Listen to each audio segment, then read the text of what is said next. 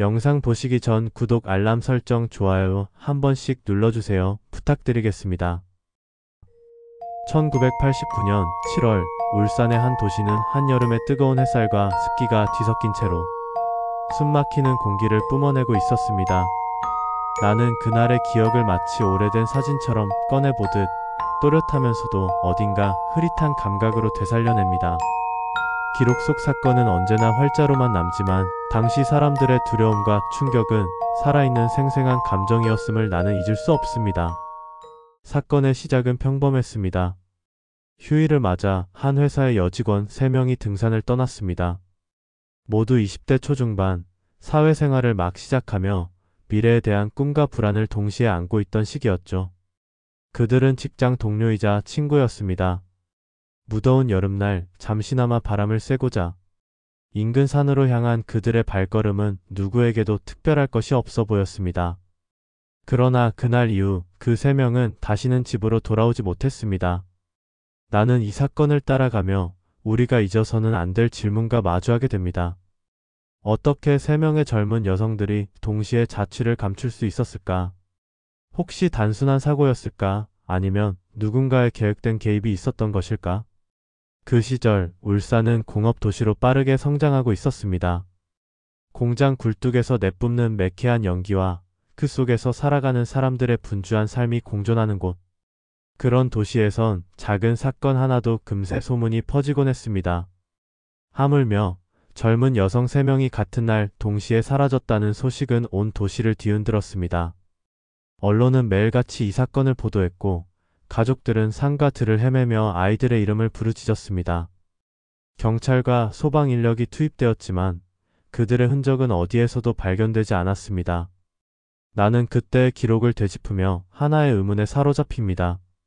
만약 단순히 길을 잃은 사고였다면 수색견과 구조대가 이토록 긴 시간 아무 흔적도 찾지 못했을 리 없었습니다.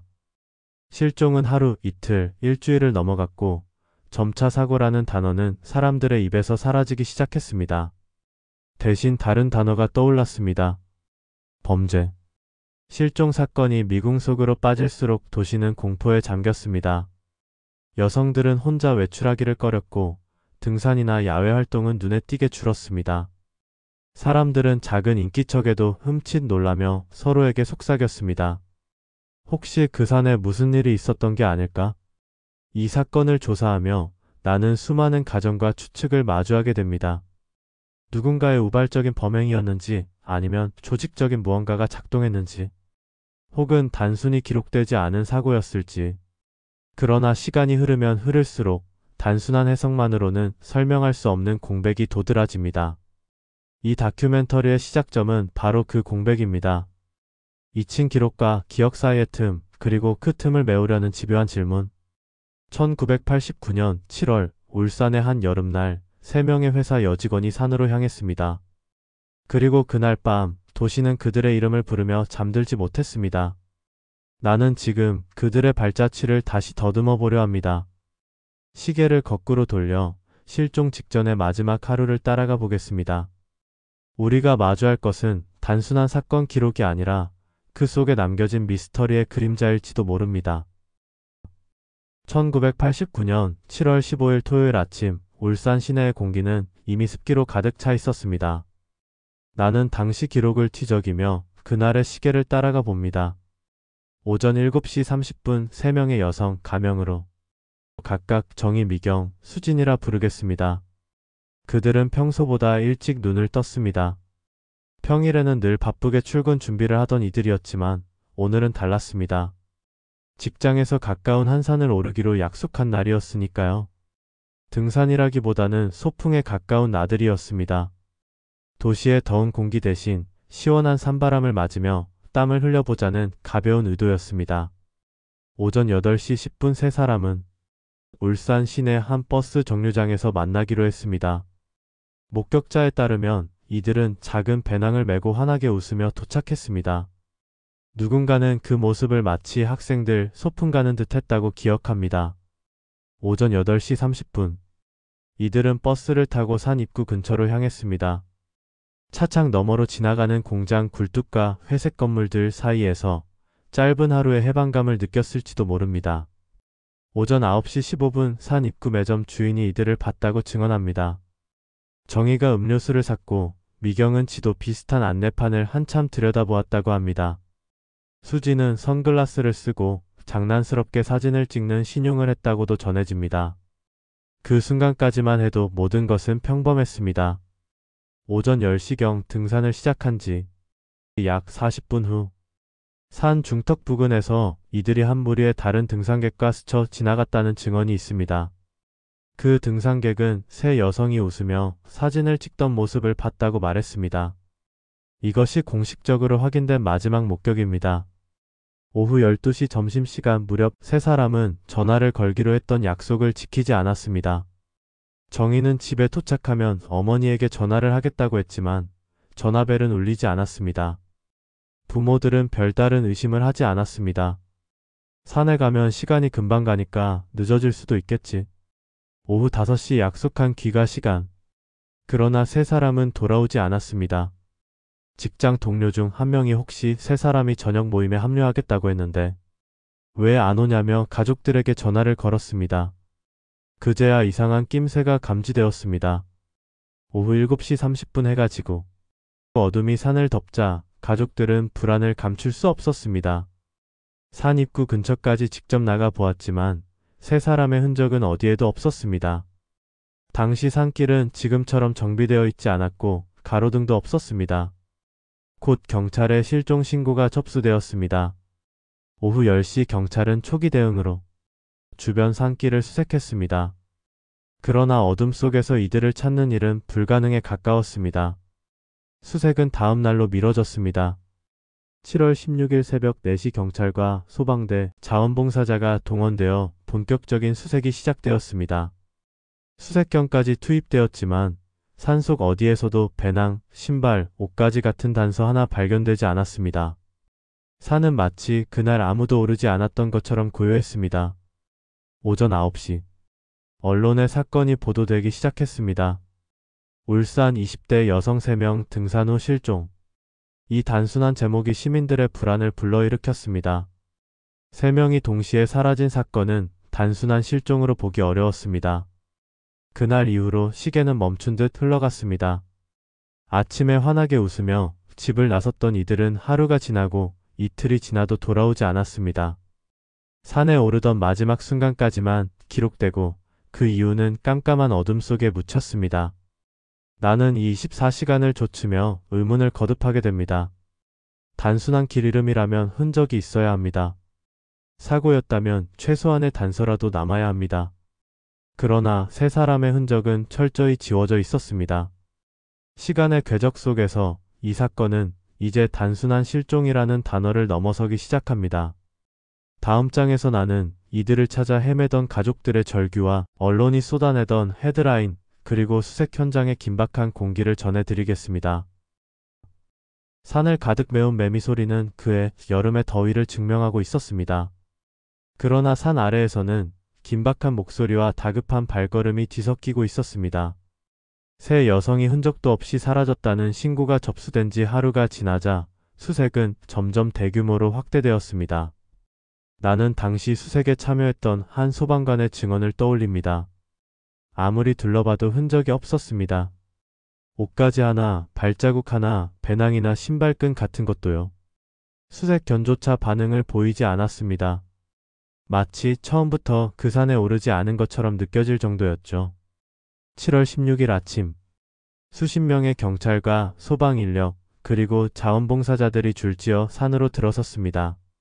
사람들은 산길을 따라 숲을 헤치며 계곡과 바위를 뒤지며 이들의 이름을 불렀습니다.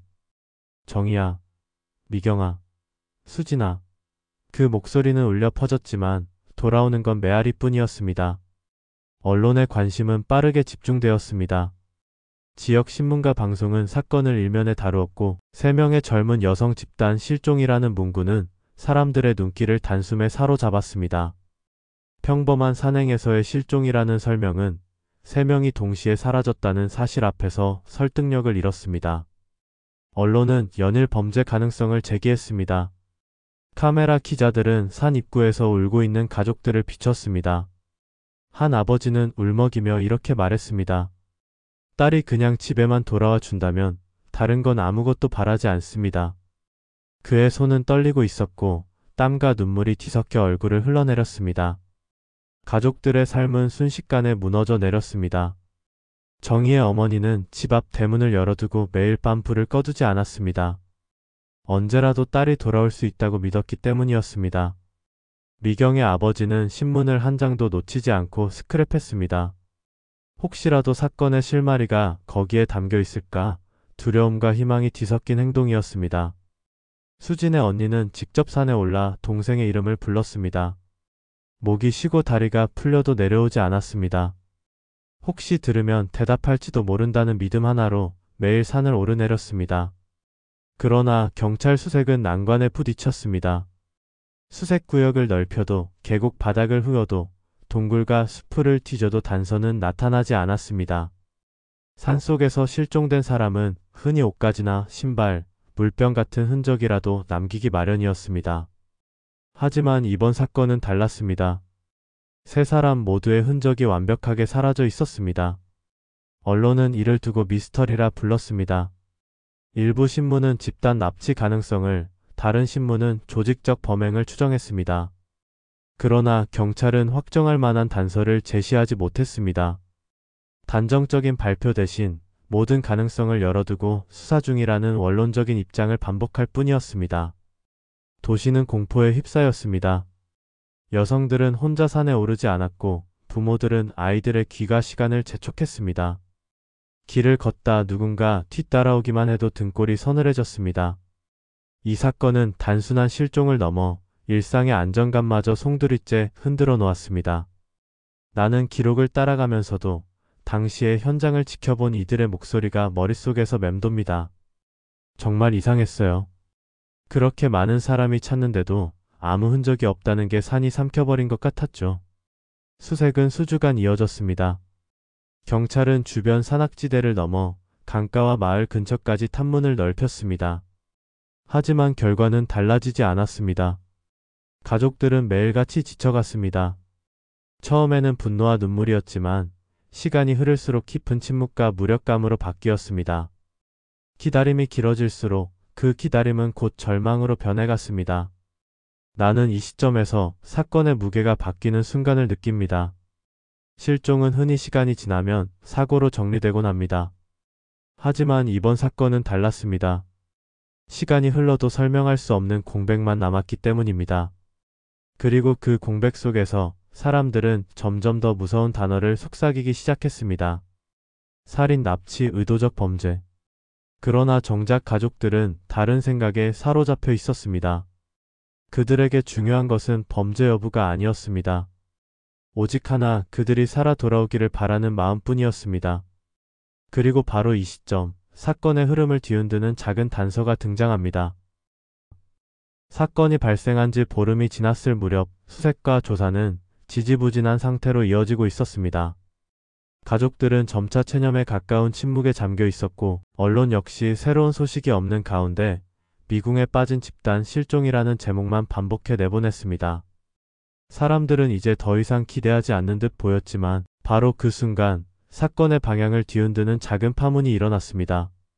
7월 30일 오후 수색팀이 산 정상에서 멀지 않은 한 능선 부근을 훑던 중 바위 틈새에서 낡은 손수건 하나가 발견되었습니다. 흰색 천위에는 희미하게 얼룩이 져 있었고 언뜻 보기에 단순히 버려진 물건 같았습니다. 그러나 가족 중 한 사람이 즉시 그것을 알아봤습니다. 바로 정희가 평소 즐겨 가지고 다니던 손수건이었습니다. 어머니가 직접 자수를 놓아 선물했던 물건이었기에 가족은 단번에 그것이 딸의 것임을 확신했습니다. 경찰은 손수건을 국과수에 보내 감식을 의뢰했습니다. 얼룩은 땀과 흙이 뒤섞인 흔적이었고 특이한 점은 발견 지점이 등산로에서 벗어난 험준한 바위 구역이었다는 사실이었습니다. 만약 단순히 떨어뜨린 것이라면 어떻게 그렇게 깊숙한 곳에 끼어 있었을까? 게다가 그 주변에는 발자국이나 다른 흔적은 없었습니다. 마치 누군가 일부러 손수건만 남겨둔 것처럼 보였습니다. 이 작은 발견은 곧 새로운 논란을 불러일으켰습니다. 수색이 집중되던 구역과는 거리가 있는 곳에서 물건이 나온 이상 실종자들이 스스로 산길을 벗어났거나 누군가에 의해 이동되었을 가능성이 제기된 것입니다. 경찰은 공식적으로 정황상 단순 유실물일 수도 있다고 발표했지만 언론은 이를 크게 다뤘습니다. 실종 여성 흔적 발견, 누군가 옮겼나? 라는 제목이 신문 일면을 장식했습니다. 그러나 진짜 충격은 며칠 뒤에 찾아왔습니다. 8월 2일. 사건 현장과 불과 2km 떨어진 작은 마을의 노인이 경찰서를 찾았습니다. 그는 당시 산 주변에서 벌목 작업을 하던 사람이었습니다. 그는 조심스레 입을 열었습니다. 실종 당일 오후에 산길 근처에서 검은 차량을 본 것 같습니다. 낯선 남성 두세 명이 있었고 여자들의 웃음소리도 잠깐 들린 것 같았습니다. 이 증언은 즉각 주목을 받았습니다. 만약 사실이라면 실종된 세 여성이 산에서 길을 잃은 것이 아니라 차량을 통해 어딘가로 옮겨졌을 가능성이 제기되는 순간이었습니다. 하지만 문제는 증언의 신빙성이었습니다. 열흘이 훌쩍 지난 시점에서 기억은 흐릿했고 차량의 번호판이나 구체적 특징을 명확히 말하지 못했기 때문입니다. 경찰은 이 진술을 참고 사항으로만 기록했습니다. 그러나 가족들과 언론은 이 이야기에 매달렸습니다. 혹시 납치가 맞는 건 아닐까? 라는 의문이 눈덩이처럼 커졌습니다. 도시의 불안은 다시 한번 증폭되었고 사람들은 서로를 의심하기 시작했습니다. 동네에서 낯선 차만 봐도 수근거림이 이어졌습니다. 그런데 수상한 정황은 또 있었습니다. 실종자가 근무하던 회사 주변에서 사건 직전부터 검은 세단 차량이 몇 차례 목격되었다는 소문이 돌기 시작한 것입니다. 회사 동료 중 한 명은 이렇게 말했습니다. 며칠 전부터 누군가 우리를 지켜보는 느낌이 들었어요. 특히 여자 직원들이 퇴근할 때면 멀리서 차가 서 있는 걸 본 적이 있습니다. 이 증언은 공식적으로 채택되지 않았지만 마을 사람들 사이에서는 공공연한 이야기로 번졌습니다. 손수건과 목격담, 그리고 불분명한 차량의 존재. 이 작은 조각들은 사건을 새로운 국면으로 끌고 갔습니다. 하지만 동시에 사람들을 더욱 혼란스럽게 만들었습니다. 단서들은 분명 존재했지만 서로 연결되지 않은 채 흩어진 파편 같았습니다. 마치 누군가 의도적으로 흔적을 흘리며 동시에 결정적인 증거는 철저히 감춘 것처럼 보였습니다. 나는 이 시점에서 강하게 느낍니다. 단서가 발견될수록 사건은 풀리기는커녕 더 미궁 속으로 빠져들었습니다. 실종 여성 3명은 여전히 돌아오지 않았고 그들을 둘러싼 이야기만 무성하게 늘어났습니다. 그리고 그 이야기들은 시간이 흐를수록 도시 사람들의 입에서 점점 더 괴이한 형태로 변질되었습니다. 단순한 실종에서 납치와 범죄, 심지어 조직적인 음모론까지. 그 경계에서 우리는 과연 무엇을 믿어야 하는 걸까요? 1989년 여름 3명의 젊은 여성들이 사라진 그날로부터 어느덧 35년이 흘렀습니다. 나는 오늘도 울산의 그 산자락에 서서 여전히 고요한 숲과 바위를 바라봅니다. 시간은 모든 것을 덮어버린 듯 보이지만 이상하게도 이 사건만큼은 여전히 살아 움직이는 그림자처럼 사람들의 기억 속에 남아 있습니다. 그동안 도시는 크게 변했습니다. 공단의 굴뚝들은 더 높아졌고 산자락 근처에는 신도시가 들어섰습니다. 길은 잘 정비되어 등산로는 가족 단위로도 부담 없이 오를 수 있을 만큼 편리해졌습니다. 그러나 아무리 풍경이 바뀌어도 사람들은 그 산을 지나며 낮은 목소리로 이야기를 꺼내곤 합니다. 여기서 예전에 여직원 셋이 사라졌잖아. 세월이 흐른 뒤에도 사건은 단 한 번도 해결되지 못했습니다. 시신은 물론 명확한 증거조차 발견되지 않았습니다. 경찰 기록은 미제 사건이라는 네 글자로 남았고 가족들의 기다림은 세대를 넘어 이어졌습니다. 정희의 어머니는 결국 세상을 떠날 때까지 딸의 귀가를 기다리며 대문 불빛을 꺼두지 않았다고 합니다. 미경의 아버지는 늙은 손으로 신문 스크랩을 붙잡은 채 눈이 어두워져도 그 기록을 놓지 않았습니다. 수진의 언니는 여전히 매년 그 산을 찾습니다. 동생이 혹시라도 보고 있을까봐요. 그녀는 조용히 그렇게 말했습니다. 최근 들어 미제 사건들을 재조명하는 방송과 온라인 커뮤니티에서 이 사건은 다시 화제가 되고 있습니다. 왜 세 명이 동시에 사라졌을까라는 질문은 여전히 사람들을 붙잡습니다. 전문가들은 새로운 시각을 내놓기도 합니다. 당시 수사 기법이 한정적이었고 CCTV나 휴대전화 위치, 추적 같은 기술이 없었기 때문에 지금의 시선으로는 놓친 부분이 많을 수 있다는 것입니다. 또한 차량 목격담과 손수건 단서 같은 요소들은 여전히 풀리지 않은 의문으로 남아 있습니다. 당시 경찰은 증언의 신빙성을 낮게 평가했지만 오늘날이라면 그마저도 추적할 수 있는 기술적 방법들이 있었을 것입니다. 혹자는 만약 이 사건이 지금 일어났다면 24시간도 안 돼 실마리를 잡았을 것이라고 말합니다. 도시는 이제 안전하다고 말할 수 있을까요? 사람들은 여전히 불안과 호기심 사이에서 균형을 잃습니다. 어떤 이는 단순한 사고라고 단정합니다. 산속에서 길을 잃고 결국 발견되지 못했을 뿐이라는 설명입니다. 그러나 또 다른 이는 조직적인 범죄라고 주장합니다. 당시 사회적 맥락 속에서 드러나지 못한 범죄 조직이나 인신매매 가능성이 있다는 의심은 여전히 완전히 사라지지 않았습니다. 나는 그 사이에서 갈팡질팡하게 됩니다. 확실히 말할 수 있는 것은 세 사람은 아직도 돌아오지 않았다는 사실뿐입니다. 현재의 시점에서 이 사건은 단순히 세 명의 젊은 여성의 실종을 넘어섭니다. 그것은 우리 사회가 얼마나 쉽게 의문을 덮고 얼마나 빨리 설명 불가능을 잊어버리는지를 보여주는 상징이기도 합니다. 기록은 종이 위에서 멈췄지만 진실은 여전히 산속 어딘가에서 잠들어 있는 듯합니다. 나는 산길을 천천히 걸으며 지금의 울산 사람들의 목소리를 떠올립니다. 아직도 무섭다. 언젠가 밝혀졌으면 한다. 산이 삼켜버린 건 아닐까? 이 짧은 말들은 세월이 흘러도 여전히 해결되지 않은 사건의 무게를 잘 보여줍니다. 그리고 결국 이 미궁 속 사건은 우리에게 하나의 질문을 남깁니다. 시간이 흐른다고 해서 진실도 사라질 수 있는가? 나는 지금 이 이야기를 전하면서 한 가지 질문을 계속 되뇌게 됩니다. 사람은 어떻게 단 하루 만에 흔적도 없이 사라질 수 있는가?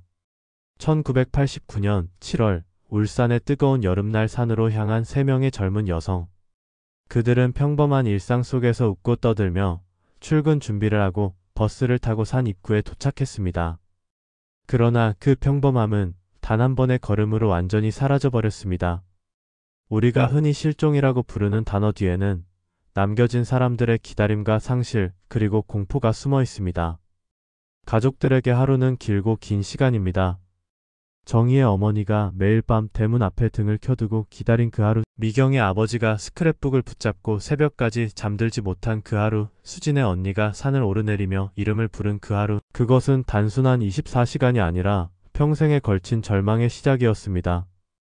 이 사건은 단지 3명의 실종만을 이야기하지 않습니다.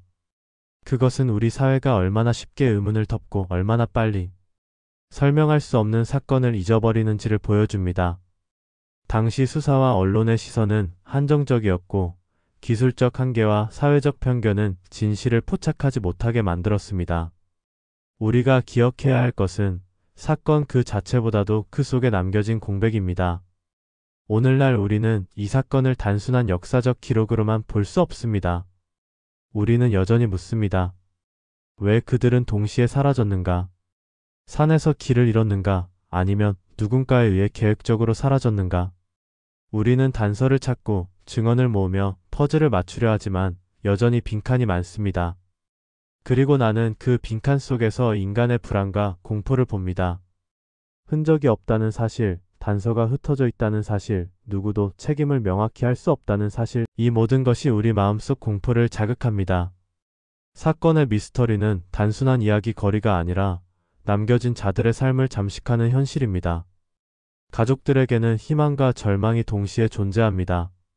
매년 산을 찾는 수진의 언니, 아직도 스크랩을 붙잡는 미경의 아버지, 돌아오지 못한 딸을 기다리며 숨죽인 정희의 어머니.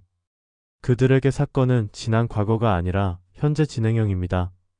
우리는 그 마음을 이해하고 사건의 의미를 새기며 단순한 흥미거리로만 소비해서는 안 됩니다. 나는 이 메시지를 여러분에게 전하고자 합니다. 사라진 사람들의 존재는 기록과 뉴스 속에서만 남아있는 것이 아니라 우리 사회와 기억 속에서 계속 살아있다는 것. 그리고 그들이 남긴 공백은 결코 채워지지 않을 수 있다는 것. 이 이야기는 경고이자 질문입니다.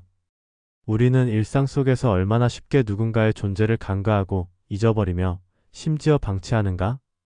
이 질문 앞에서 우리는 단순한 호기심 이상의 책임감을 느껴야 합니다. 단순히 미스터리로 끝나서는 안 됩니다. 살아있는 사람의 삶과 기다림, 남겨진 자들의 고통을 기억하는 것이 진정한 의미일 것입니다. 1989년 7월 울산의 한 여름. 3명의 젊은 여성이 산으로 향한 그날 이후 도시는 다시 평온을 되찾았지만 그 평온은 겉보기일 뿐이었습니다. 사람들의 마음속에는 여전히 불안과 의문, 그리고 설명되지 않은 공백이 남아 있었습니다. 나는 지금도 그 산을 떠올리면 바람에 스치는 나뭇잎 소리조차 그날의 흔적처럼 느껴집니다. 세 여성이 마지막으로 웃으며 산길을 올랐던 순간 그 웃음은 아직도 숲속의 메아리처럼 남아있는 듯합니다. 하지만 그 메아리는 인간의 귀가 아닌 기억 속에서만 들리는 소리입니다. 세 사람 정희, 미경, 수진. 가명으로 부르지만 그들은 실제 존재했고 그들의 삶과 꿈은 단 한순간에 사라졌습니다. 사라진 그들의 하루는 가족에게 평생의 기다림과 고통으로 남았습니다. 우리는 그 시간을 상상할 수 있을 뿐 결코 대신 경험할 수 없습니다. 이 사건의 결말은 기록과 단서에서 찾을 수 없습니다. 단서는 흩어져 있고 목격담은 불확실하며 시간은 모든 것을 덮었습니다. 그러나 그 결말이 불명확하다고 해서 사건이 의미 없는 것은 아닙니다. 오히려 그 미완의 결말 속에서 우리는 많은 것을 배웁니다. 우리는 일상 속에서 누군가의 존재를 당연하게 여기고 작은 흔적을 쉽게 간과합니다. 그리고 그것이 한 사람, 한 가족의 삶을 얼마나 흔들 수 있는지도 깨닫습니다. 나는 이 사건을 통해 미제 사건이 단순한 미스터리가 아니라 사회적 경각심과 인간적 연민의 문제임을 다시 한번 느낍니다. 3명의 젊은 여성은 돌아오지 않았지만 그들의 이야기는 여전히 살아있습니다. 그들의 이름을 부르며 산을 오르던 가족, 매년 사건을 기억하며 언론과 커뮤니티에서 사건을 되짚는 사람들, 그리고 지금 이 다큐를 보고 있는 당신, 모두가 그 이야기 속에 연결되어 있습니다. 마지막으로 나는 시청자에게 묻습니다. 우리는 이 사건에서 무엇을 기억하고 무엇을 잊지 않을 것인가? 3명의 젊은 여성은 단순히 실종된 것이 아니라 우리 모두에게 질문을 남겼습니다. 인간의 삶과 안전, 그리고 사회적 책임에 대한 질문. 그것은 시간이 지나도 사라지지 않습니다. 1989년 여름 울산의 한 산에서 사라진 세 여직원. 그들은 돌아오지 않았습니다. 그러나 그 사건이 남긴 울림은 여전히 현재 진행형입니다. 사건이 남긴 공백 속에서 우리는 살아있는 자로서 기억하고 배우고 묻고 책임져야 합니다. 이 이야기는 끝나지 않습니다. 아니, 끝날 수 없습니다. 왜냐하면 진실을 찾으려는 노력과 남겨진 자들의 기다림은 시간과 세대를 넘어 계속 이어지고 있기 때문입니다. 그리고 나는 오늘 그 산을 떠올리며 마지막으로 말합니다. 3명의 젊은 여성 정희, 미경, 수진. 당신들은 사라졌지만 우리는 결코 잊지 않았습니다. 언젠가 밝혀질 그날까지 당신들의 이야기는 살아있을 것입니다. 댓글로 여러분들의 의견을 자유롭게 남겨주세요. 저는 다음 영상에서 또 인사드리겠습니다. 감사합니다. 구독과 좋아요는 큰 힘이 됩니다.